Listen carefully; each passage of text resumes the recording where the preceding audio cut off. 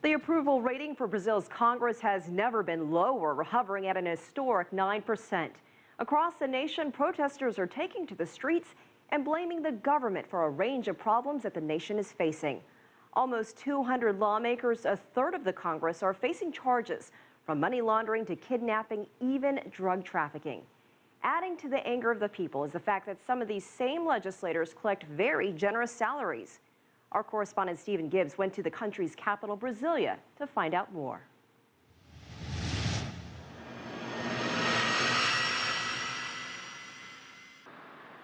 Brazil's Congress building, designed in the 1960s, was at the time meant to symbolize this country's bold, modern, optimistic future.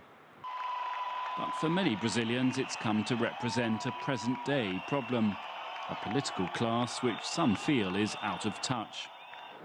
513 congressmen and women work here.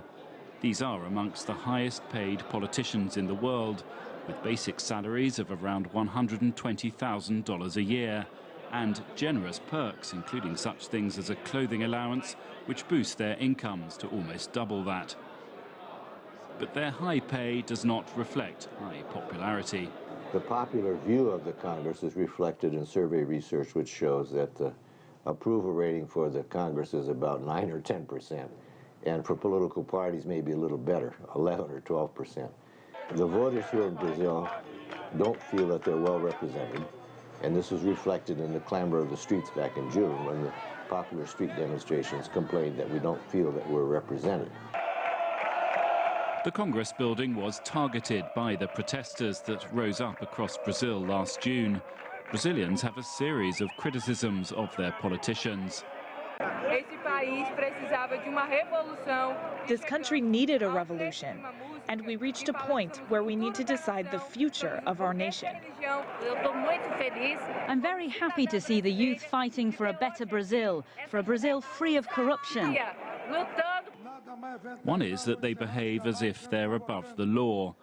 Around half of all the members of Congress are currently facing some sort of criminal charge. A few, like this man, a former policeman, actually stand accused of murder.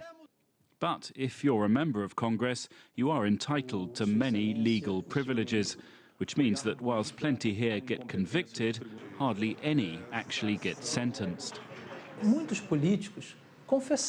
Many of the convicted politicians acknowledged the facts. They said, I received this money, it's true, but it wasn't corruption. It was used to finance our electoral campaign. The Supreme Court decided that this is a form of corruption. It's a form of corruption for a civil servant, it's a form of corruption for political life and democracy. With so many individual interests and political parties represented here, it's hard to find agreement on anything, except perhaps that Brazil's political system needs reform. There really do seem to be few more vocal critics of the system than the Congress members themselves. Husseini Rocha represents the state of Roraima, near the border with Venezuela. We are not fulfilling our function. The Brazilian Congress is demoralized.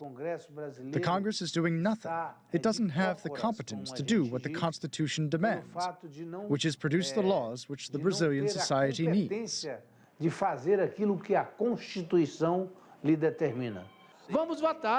He himself faces 2 outstanding criminal charges for using slave labor on his farm and breaking environmental laws.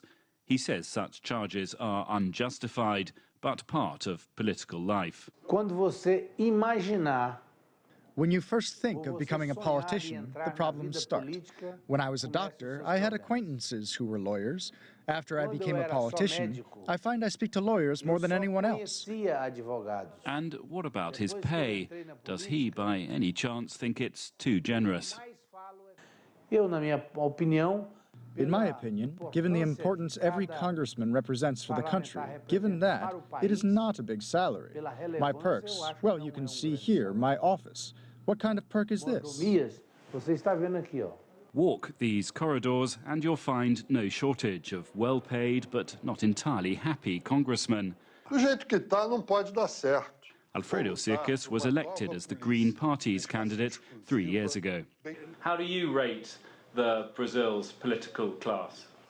Yeah, well, I don't rate it very well. I think the majority of the Brazilian politicians are hack politicians. They depend on patronage. The system is organized in a way where it's very difficult to have program and ideological debate as a criteria for electing people. He says that those who vote in elections are partly responsible for the problem. The larger number of people, especially the poorer people, they think, well, all the politicians are identical, all of them are thieves, so I'm going to vote for the thief that can bring me something. What's in it for me? It may seem a bit depressing, but at least one man is smiling. Tiririca is a professional circus clown. In the last election, he decided to stand for Congress. He received more votes than any other candidate in the country. A clear message, he says, from the people. There's been lots of robbery, lots of dishonesty. So the people got tired of this and said, let's put people in Congress that have nothing to do with this to see if things change. I think that, because of that, I am here. Corruption is seen as part of political life in Brazil. One fundamental problem is that to have a chance of getting elected here, most candidates depend on generous donations from private businesses. Afterwards, favors need to be repaid. The corruption is self-perpetuating. A large part of the corruption resources that are accrued go into the campaign expenses for the next election. So deputies are faced with increasing campaign expenses every 4 years. There's plenty of talk of reform of Congress, including public funding of political parties and a ban on those with criminal records standing for re-election. But so far, that's all it is, just talk. And in the meantime, Brazil's political circus goes on.